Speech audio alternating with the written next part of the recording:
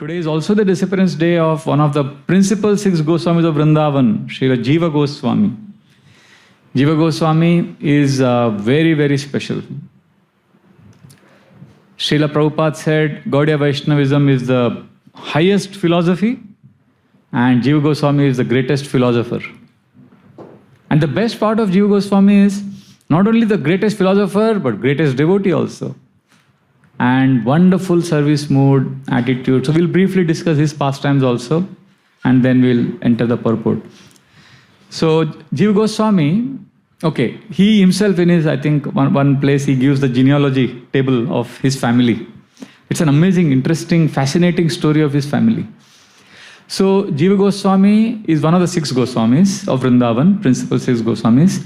They are by birth, they are from the very, very reputed, famous Gauda Saraswat Brahmin family from Karnataka, GSB community. A very, very pious, devotional family. And the history goes back to, I think, 13th century. So there was a king in Karnataka called Sarvagya Jagat Guru. So he was a Brahmana king and he was very well versed in Vedas and great scholar, great devotee of Krishna. And he ruled the entire state of Karnataka. And his son Aniruddha Deva was also equally charismatic, popular, powerful. And Aniruddha Deva, it is said that he had the spirit of Indra and the fame of Chandra. Very, very powerful ruler. And he ruled for many, many years. And he had two very special sons, Rupeshwar and Harihar. So Rupeshwar was absorbed in scriptures and devotional mood. And Harihar became expert in military warfare and martial arts and all that science of governance. So over a period of time, although Harihar was younger, he became the ruler. He became the ruler. And Rupeshwar, with his wife and family, they left Karnataka and they settled in Orissa, Bengal area. That's how the family moved from Karnataka. And then Rupeshwar he had many children and one of them was Padmanabha Dev. Padmanabha Dev is said to be a very great devotee of Lord Jagannath. And he performed many yajnas and many worship of Jagannath. And Jagannath blessed him with how many children? 18 daughters and 5 sons. And the youngest son was Mukunda Dev. Mukunda Dev also was an exemplary Vaishnava. He had several children. And Mukunda Dev's youngest son was Kumara Dev. And Kumara Dev left Bengal and he went to modern day Bangladesh, Fatehabad, where there were many Vaishnavas because he had some, I think, financial challenges at that time. And there in Fatehabad, he married a very chaste devotional Vaishnavi, Revati Devi. And Kumara Dev and Revati Devi had 3 special sons, Amar, Santosh and Sri Vallabh. So Amar went on to become Rupa Goswami, Amar is Sanatana Goswami, Santosh is Srila Rupa Goswami, and Sri Vallabh is Anupama. And Anupama's son is Jiva Goswami. This is the genealogical table. So you can imagine what a illustrious family. So of the 6 Goswamis, Rupa and Sanatan are the principal Goswamis and Jiva Goswami is their nephew. You got the whole table? So they are our most worshipable heroes. Actually, there is one place where Srila Prabhupada says, without the blessings of the 6 Goswamis of Vrindavan, you see their deity is also kept in the altar. Without their blessings, when we pray or when we do devotional activities, our devotional activities is like a person lost in the desert and crying loudly. If somebody is shouting and screaming loudly in desert and there is nobody around, what help he will get? So without the blessings of 6 Goswamis, our devotional activities is useless. We need their blessings. So Jiva Goswami is the nephew of Rupa and Sanatan. And how he met or he saw Lord Chaitanya Mahaprabhu, because Chaitanya Mahaprabhu's principal associates. So there's a very beautiful pastime. Chaitanya Mahaprabhu had already taken sannyas and Amar and Santosh, they were so talented, so brilliant that Nawab Hussain Shah, who was the emperor of Bengal, now Bengal at that time was covering a lot of northeastern states also. It was basically bigger than 3 or 4 European countries put together in modern time. Very huge country. Nawab Hussain Shah was the principal emperor. And he had a prime minister and finance minister. And that was Amar and Santosh. And he was so pleased with both of their talent. And actually they didn't want to serve him. They didn't want to serve Nawab Hussain Shah. But he started persecuting the Hindus. And then to protect the Hindu community, because he wanted both of them. Because he knew that they are very talented, very intelligent, very sharp. So he told them, if you don't join me, I will continue my persecution to the Hindus. So then to protect the Hindu community, they joined, both of them. And they were so good that Nawab Hussain Shah completely trusted them, both of them. In fact, he awarded them title. He gave them Dabir Khas and Sakar Malik. It's a very prestigious title during those days. Nowadays, you may not understand the importance of that. Like nowadays, we have, no, it's Padma Shri, Padma Vibhushan, we say. You know, if before a name, if you say Bharat Ratna, oh, he's got such a big title. Similarly, at that time, Dabir Khas and Sakar Malik was a very big, prestigious title given to Amar and Santosh. And they were great devotees of Lord Chaitanya. And of course, even Sri Vallabh was with them in the government service. So 3 of them were serving. So they wanted to meet Lord Chaitanya. And they were writing constantly letters. In fact, what an amazing family. Their parents were also praying, "Oh Krishna, please release our children from this government service." Anybody would be happy, you know, if their children are prime minister, finance minister. But they didn't want their children to serve this Yavana king who was not a good king. So they were also praying. So even they, both of them, they wrote letters. Sri Vallabh was there with them. 3 of them we are taking them together. But generally, the pastimes are described as Rup Sanatan's pastimes. But Sri Vallabh was there. And Jiva Goswami is his son. So Rup Sanatan or Amar and Santosh, they kept writing letters to Lord Chaitanya. "Oh Mahaprabhu, please give us shelter. We want to be released from this bondage of government service. We want to serve you." And what was Chaitanya Mahaprabhu's response? He would not reply only to the letter. And they kept writing. And finally, one day, Chaitanya Mahaprabhu wrote a very mysterious letter. 1 line. Only 1 line reply. What did Mahaprabhu write? "When a girl is attached to a man other than her husband, she will serve her husband even more carefully so that he doesn't suspect her." Bas, itna hi likha. And both of them read that and they understood what Chaitanya Mahaprabhu is saying.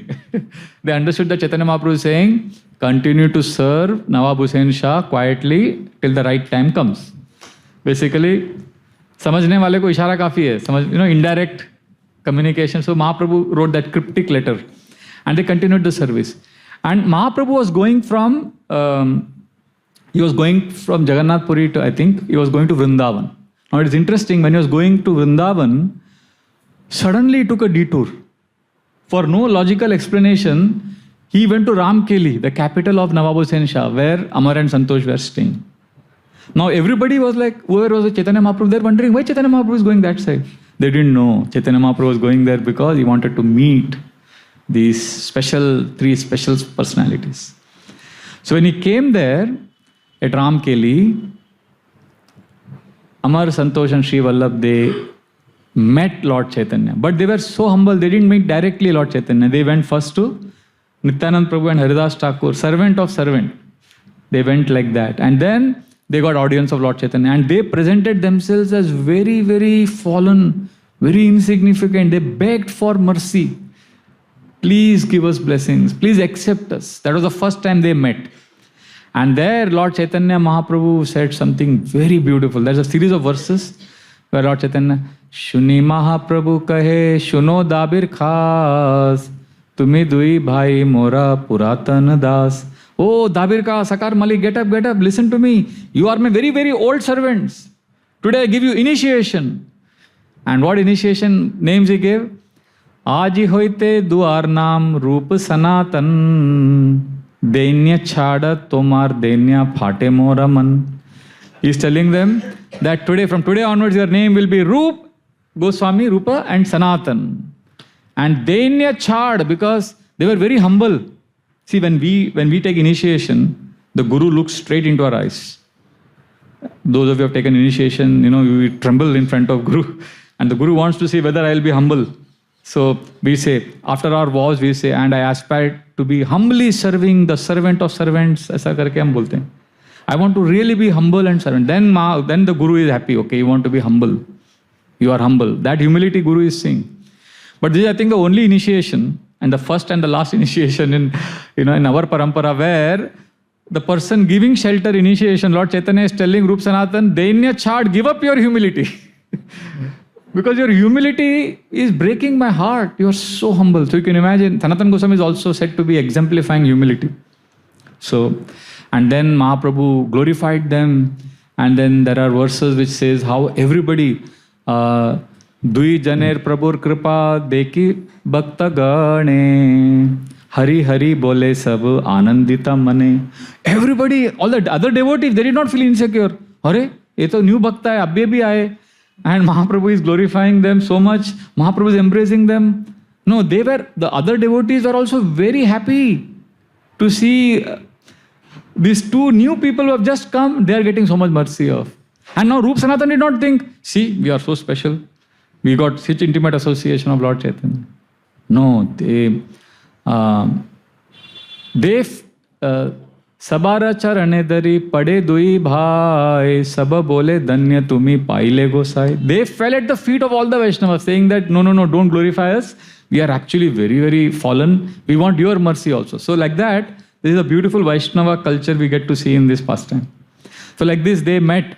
So when they were meeting, Sri Vallabha, Mahaprabhu gave him the name Anupam. So he was known as Anupam, Rupa and Sanatan. The three of them, when they were meeting Lord Chaitanya, there was a small boy who was watching this entire meeting. And that small boy was son of Anupam. He was Sri Jiva. And when he saw Lord Chaitanya and the exchanges of his uncles and his father, his heart was completely captivated by Lord Chaitanya Mahaprabhu. And he decided there and then that I will dedicate my life to serving Lord Chaitanya. So then Mahaprabhu instructed Rup Sanatan to be in Vrindavan and excavate the holy places, write scriptures. So Rup Sanatan were serving there. And once Rupa Goswami was coming to Jagannath Puri with Anupam, and on the way, Anupama, the verse says, Ganga Prapti Hoila, he left his body, Anupam went back to the spiritual world. So this news shattered Sri Jiva. He was so attached to his father, who was a wonderful Vaishnava, and he was absorbed in Krishna because of his father. So then Sri Jiva decided that I will dedicate my life completely to serve and assist my uncles, Rupa and Sanatan, who are in Vrindavan. And from then on, normally children play with toys, they play different sports. But Jiva was totally attached to worshipping Krishna Balram deities. See, he saw Gauranga, Mahaprabhu and Nityananda Prabhu at Ramkeli as a small boy. And who is Lord Chaitanya and Nityananda? They're Krishna Balram. So his heart was captivated by Krishna Balram. So he used to worship these deities. He had Krishna Balram dolls as a young boy. He would worship them, bathe them, feed them, dress them. And so attached to Krishna Balram. And then over the years, as he was growing up, one day in the night, he had a very extraordinary vision.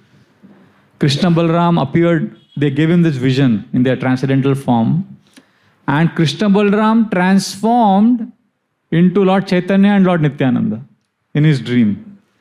And Chaitanya Mahaprabhu offered him in the dream to Lord Nityananda, and Lord Nityananda told him that make Lord Chaitanya as your life and soul. Then he woke up with a start and he was profusely crying. And that's when this desire became intense in his heart to run to Vrindavan and serve his uncles, Rupa and Sanatan. So as he was leaving for Vrindavan, he suddenly got an inspiration and a desire to go to Navadvip first.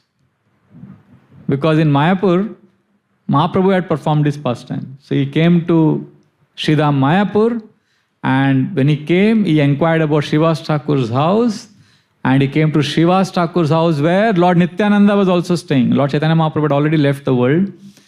So Nityananda Prabhu and Jiva Goswami's second meeting, actually, technically, they met there at Srivas Thakur's house, and Lord Nityananda profusely blessed Jiva Goswami and told him that Lord Chaitanya has given Vrindavan as, as a inheritance to your uncles.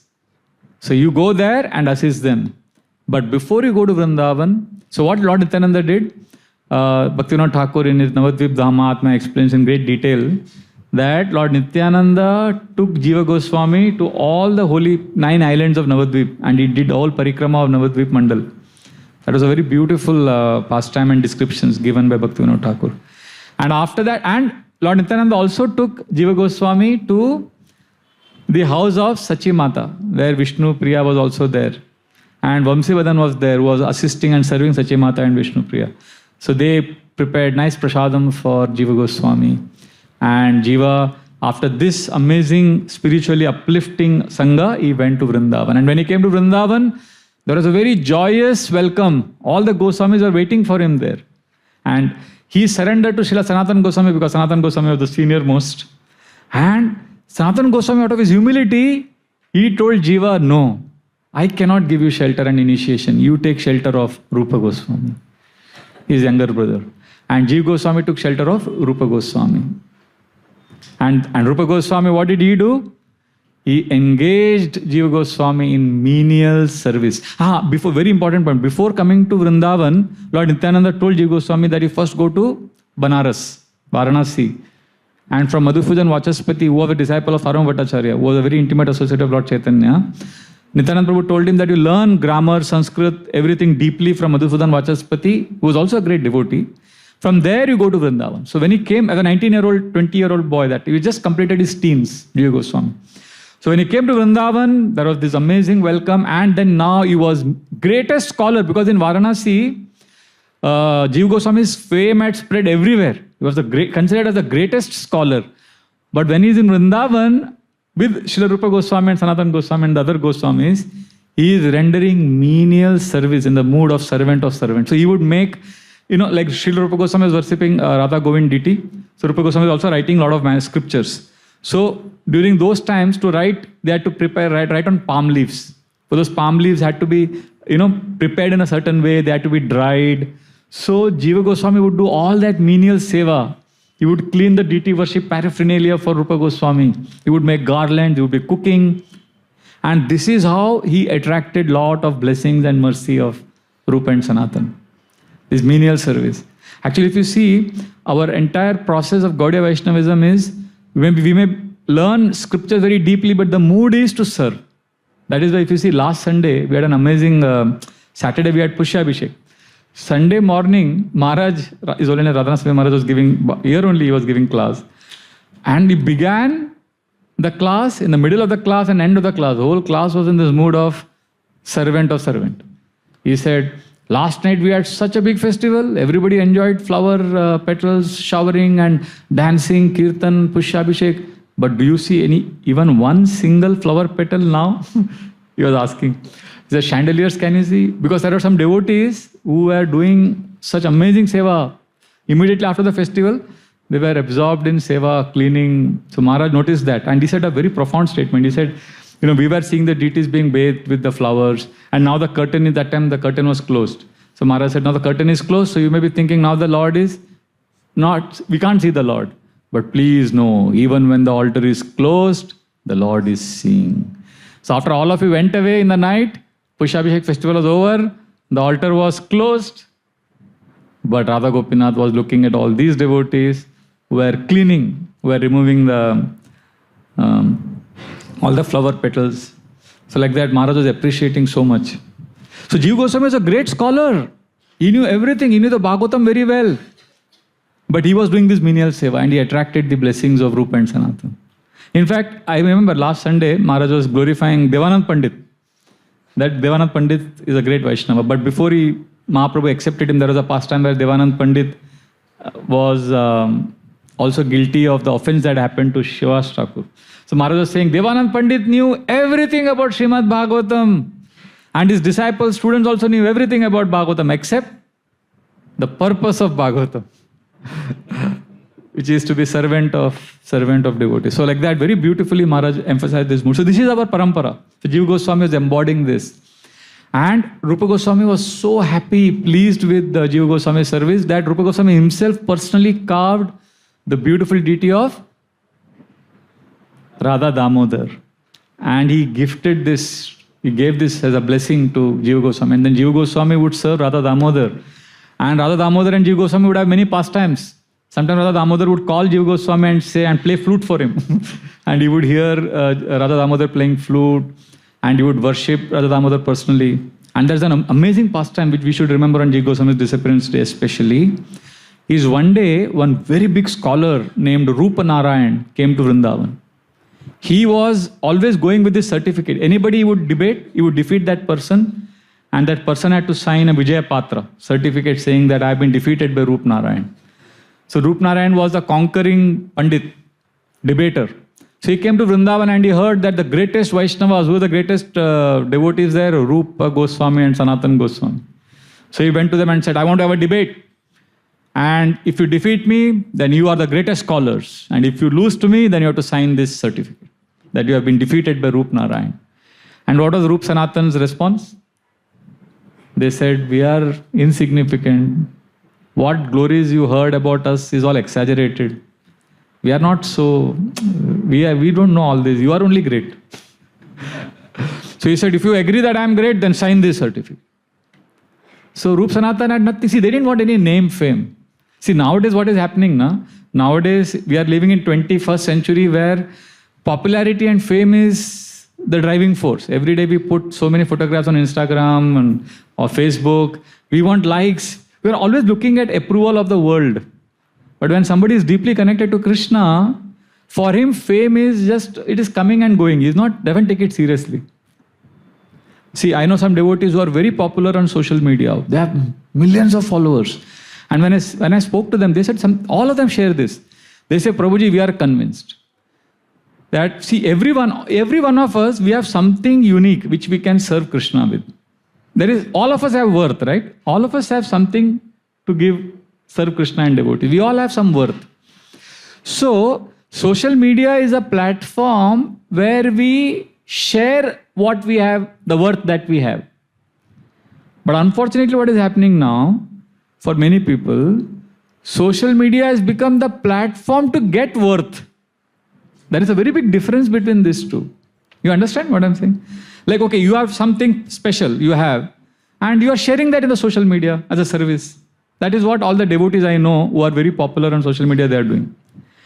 But there are many immature people, they think, oh, I should also become popular. I should also become famous.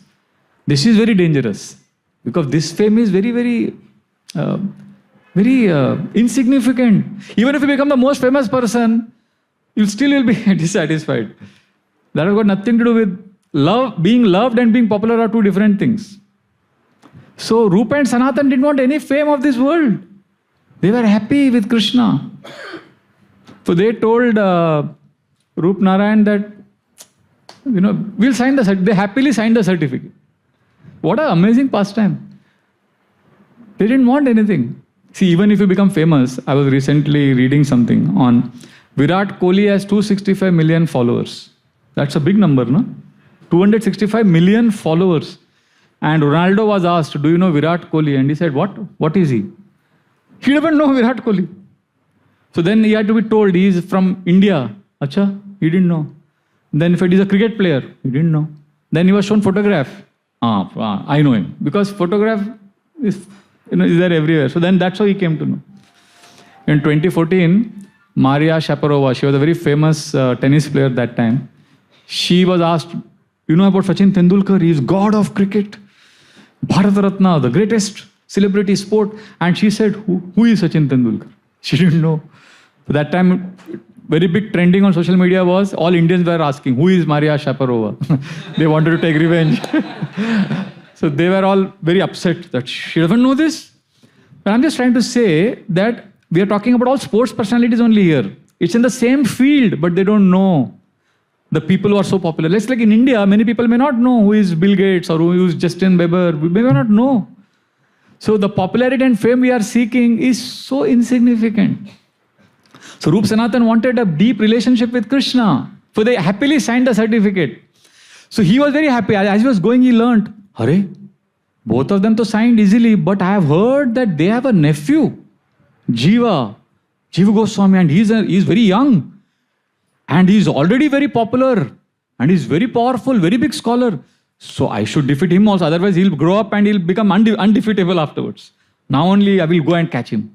So he was on the bank of Yamuna.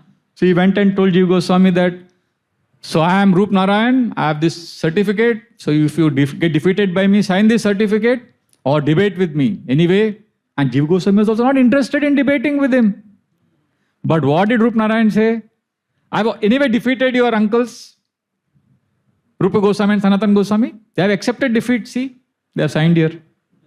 So you can also, if you want debate, and if you lose, you also will have to sign. So Jiva Goswami is not interested only in debating. He was also absorbed in devotional service. But when he heard that he is saying he has defeated whom? Rupa Goswami and Sanatan Goswami. And he felt, he could see how arrogant this scholar was.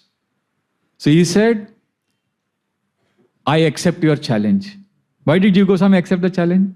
To uphold the honor and dignity of his uncles. He didn't want such a puffed up, upstart scholar to demean his uncles, who are great Vaishnavas. He said they are out of humility, they did not want to debate with you. So then Jiva Goswami debated with Rup Narayan. It went on for 7 days. At the end of that 7 days, Rup Narayan was thoroughly annihilated. He was totally defeated. And humbly, he left Vrindavan, never to come again. And when Rupa Goswami came to know that his nephew Jiva Goswami had defeated Rup Narayan and humbled him and driven him out of Vrindavan, Rupa Goswami was very happy? No. He called Jiva Goswami and said, you wasted time with such scholarship, mundane scholarship, and you are proud. That's why you debated with him. And those who have pride, they have no place in Vrindavan. Rupa Goswami said, Rupa Goswami banished him out of Vrindavan, his own nephew, disciple. And he did this for 2 reasons. One is to teach us, all of us, the mood in which we should do devotional service. And secondly, to tell the world the glories of Jiva Goswami. See, we would not know Jiva Goswami's glories. When he sent Jiva Goswami away, Jiva Goswami did not think, he did not defend. मैं तो आपके लिए कर रहा था. He just accepted his fault. It's a very important difference. He did not say, I'll go and join some other spiritual organization.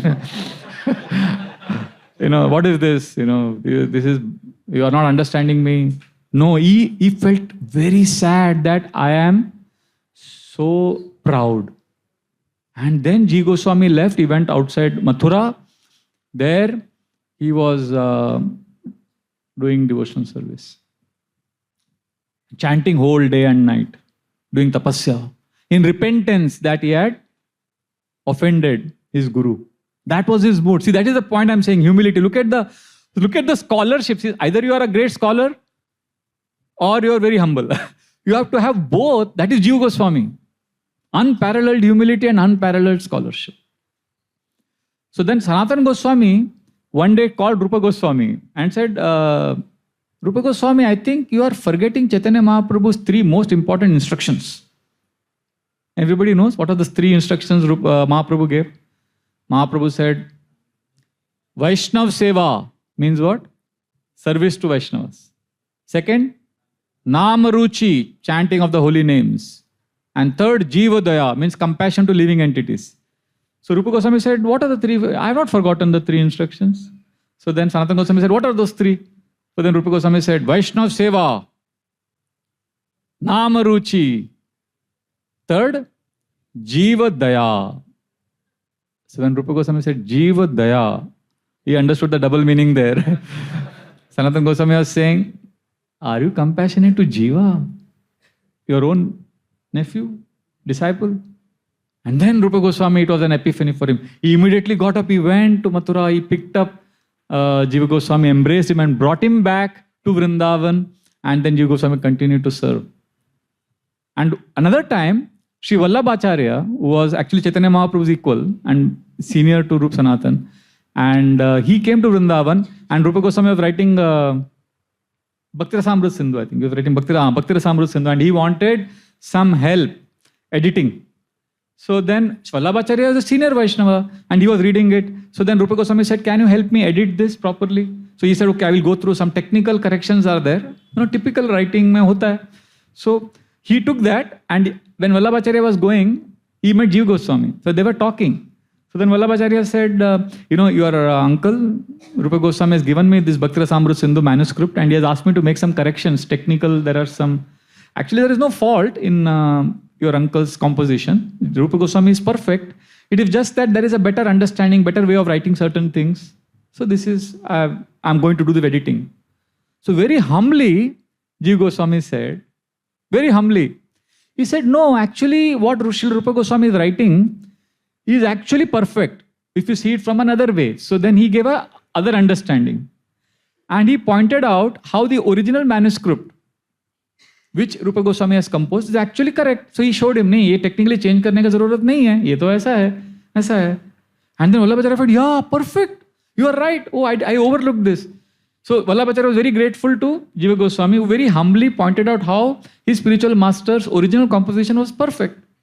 So Vallabhacharya returned the manuscript to Rupa Goswami, saying that your composition doesn't need any correction. It is perfect. So Rupa Goswami said, but why? He said, no, I spoke to your disciple, Jiva Goswami, and he explained to me and I understood. So again, Rupa Goswami called for Jiva Goswami and said, Vallabhacharya is my senior, respectable. How dare, and he wanted to do a service of helping, of correcting my work. And how dare you, explain to him like this? You have pride. Get out of Vrindavan. So that time, Jiva Goswami went to Nandaghat, and there, in a crocodile hole, a hole that was abandoned by a crocodile, there he was living, and this time he did such intense tapasya. You know what Jiva Goswami was doing? He was not eating, not drinking. Once in a few days, some atta he would take, mix it with water, and just take a little bit of that very dry atta, and all day and night he would chant, and he got ulcers. His body was emaciated, and only thing he was doing was constantly chanting Hare Krishna. So during this time, now Rupa and Sanatan did not even know where was Jiva Goswami. Jiva Goswami felt so guilty that I am such an offender. He saw his own fault. And Sanatan Goswami, is very special for one reason. He is known as Guru of Vrindavan. Sanatan Goswami is loved by everybody in Vrindavan. He is considered as the father of all the Brajavasis. He would go to different houses. Sanatan Goswami, people would call him Baba. So Sanatan Goswami would talk to them about their household life. Acha, aapka fasal kaisa hai is saal? And they would talk in detail about his crops. And then Sanatan Goswami would say, acha, then they would say, Baba, they would tell Sanatan Goswami, Baba, meri beti ka shadi nahi ho raha hai. And then Sanatan Goswami would discuss which alliance, how. So Sanatan Goswami was like, all the Brajavasis would come to Sanatan Goswami for so much guidance, shelter. So this may not be directly, you may think it's not Krishna Katha. But Raghunath Das Goswami in his Braja Leela Stava, he writes very beautifully that I would love to hear the gossip and prajalpa of the Brajavasis. Because that is also pure Krishna Katha.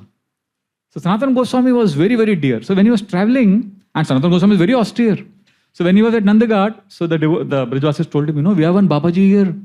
We thought, oh, Sanatan Goswami Babaji, we thought you are so austere.